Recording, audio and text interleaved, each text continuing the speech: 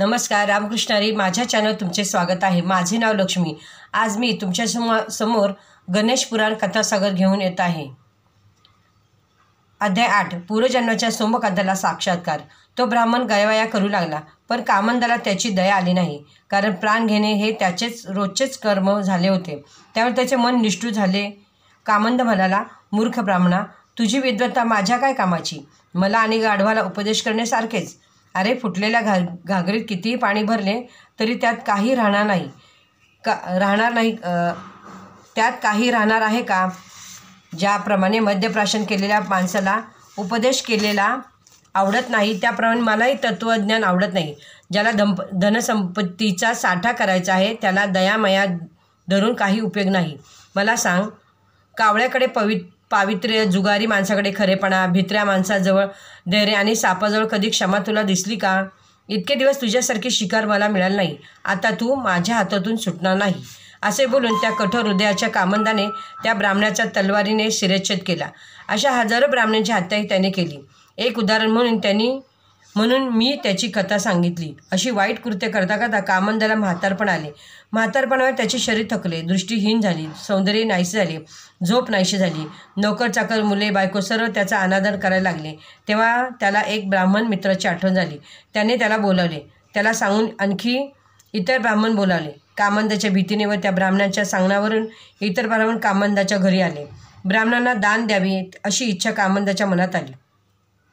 पण त्या ब्राह्मणांनी सांगितले की तुझ्यासारख्या पापी माणसाकडून आम्ही दान स्वीकारणार नाही. तुझ्याकडून दानच काय, पण तुझ्याशी बोलणेसुद्धा आम्हाला पाप लागेल. असे म्हणून सर्व ब्राह्मण निघून गेले. ते घरी गेले. शैचल स्नान करून पापमुक्तीसाठी पवनमान सुक्ताचा जप करू लागले. त्या घडलेल्या घटनेमुळे कामंदाचे डोळे उघडले. आपण खूप वाईट आहोत त्याची त्याला जाणीव झाली. त्याच्या कृत्याचा त्याला पश्चाताप झाला. आपण काहीतरी पुण्यकर्म केले पाहिजे असे त्याला वाटू लागले. अनोळखी ब्राह्मणांची त्याने मदत घेतली.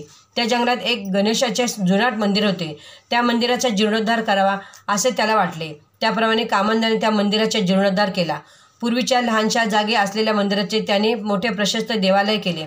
त्या मंदिरावरती सुंदर अशा फळाफुलांच्या बागा लावल्या. देवालयाच्या चारही बाजूच्या कोपऱ्यात विहिरी बांधल्या. कामंदाचे जवळजवळ सगळे धन या मंदिरासाठी खर्च आले.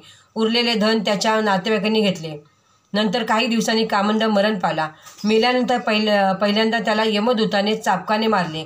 त्याच्या या सगळ्या अंगाला काटे टोचले, दगडाने ठेचून काढले आणि भयंकर अशा नरकात त्याला घोळून नंतर चित्रगुप्त आणि यमाकडे पाठवले.